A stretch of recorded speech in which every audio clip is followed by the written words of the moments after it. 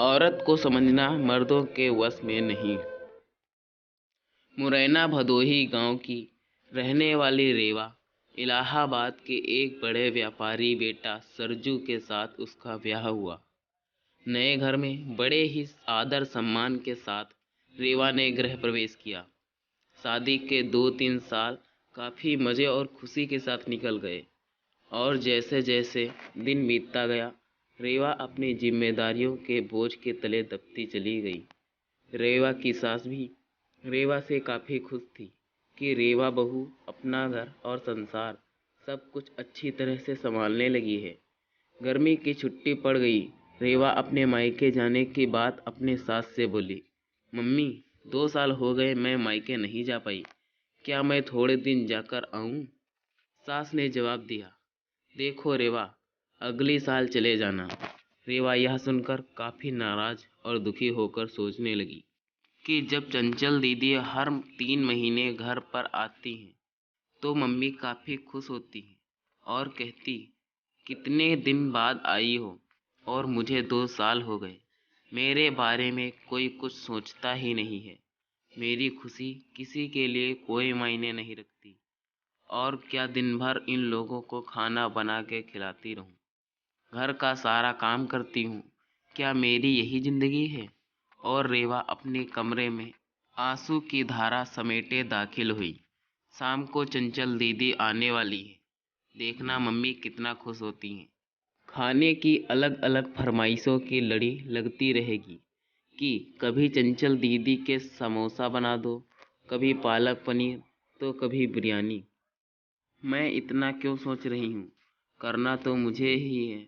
बनाना है तो चलूँ किचन में, अभी से तैयारी में लग जाऊँ। यह सोच रही थी कि तभी सास ने आवाज़ दी, रेवा जल्दी नीचे आओ, देखो चंचल आई है। रेवा अपने चेहरे पर मुस्कान लिए अपने दुख को अंदर एक कोने में दबाए अपने ननद का स्वागत करती है। कैसी हो भाभी? चंचल रेवा से बोली। अच्छी हूँ दीदी, और घर में सब कैसे हैं? अच्छे हैं।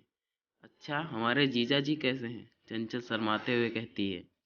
वह भी भाभी अच्छे हैं। अच्छा दीदी, आप बैठो, मैं नाश्ता बना कर लाती हूँ। नहीं नहीं भाभी, कुछ मत बनाओ, मैं अभी घर से नाश्ता करके आई हूँ और भाभी केवल 2-3 घंटे ही रहूँगी क्योंकि सास की तबीयत ठीक नहीं है।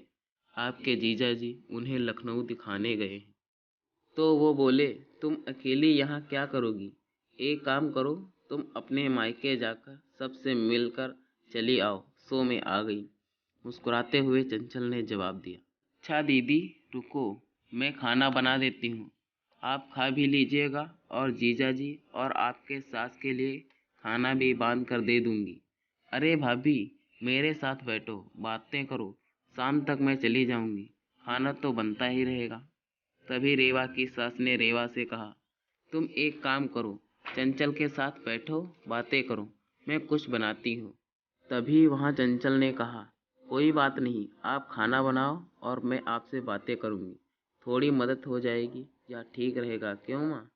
रेवा की सास बोली, ये भी सही है। रेवा और चंचल किचन में प्रवेश करती हैं और काफ़ी देर तक हंसी मजाक करते करते खाना भी तैयार हो जाता है। चंचल खाना खाने के बाद शाम को अपने घर चली जाती है। रसोई को समेटकर रात को अपने कमरे में रेवा गई तो सरजू ने कहा कि रेवा तुम काफ़ी थक गई हो, आराम कर लो। हाँ, मुझे आराम कहाँ है, तुम्हारी माँ तो बस यही चाहती है कि मैं अपने मायके ना जाऊँ। चंचल दीदी 1-2 घंटे के लिए आती हैं, लेकिन मिलकर तो जाती हैं। उसमें क्या, तुम भी चली जाओ रेवा, सरजू ने कहा। और देखो रेवा, दीदी भी कहाँ आ पाती हैं। जब शरद जीजा अपने माँ को लखनऊ डॉक्टर के पास दिखाने ले जाते हैं तभी मिलने आती हैं।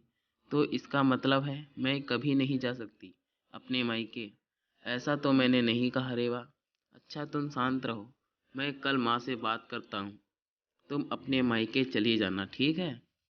तुम तो रहने दो, गुस्सा करते हुए रेवा सो जाती है। सुबह उठकर रेवा अपने काम में रोज की तरह लग जाती है। दोपहर में शर्मा आंटी रेवा की सास से मिलने आती हैं और काफ़ी देर तक बातें करती रहती हैं। तभी शर्मा आंटी रेवा की सास से पूछती हैं कि चंचल की माँ, ये बताओ कि बहू और बेटी में क्या फ़र्क समझती हो। रेवा इस सवाल के जवाब का इंतज़ार कर रही थी कि मम्मी जी का इस पर क्या जवाब होगा।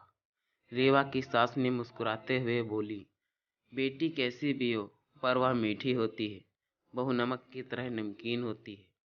यह सुनते ही रेवा निराश होती है और दिल भी काफ़ी दुखी हो जाता है। शर्मा आंटी चली जाती हैं।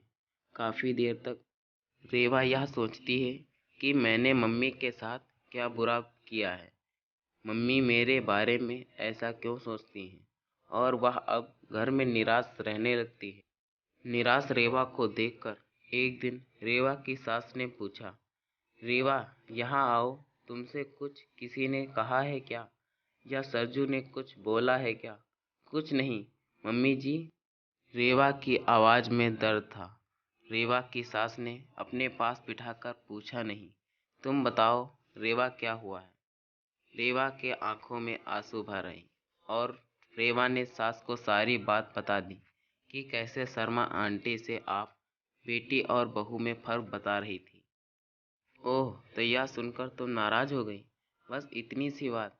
अरे रेवा, मैंने कहा बेटी मीठी होती है, वह चाहे कितनी भी गलती करे उसकी गलती नज़र ही नहीं आती है।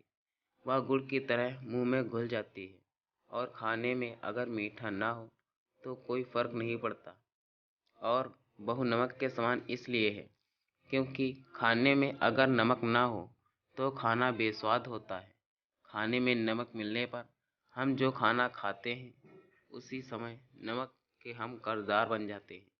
ठीक उसी तरह तुम मेरे लिए वही नमक हो।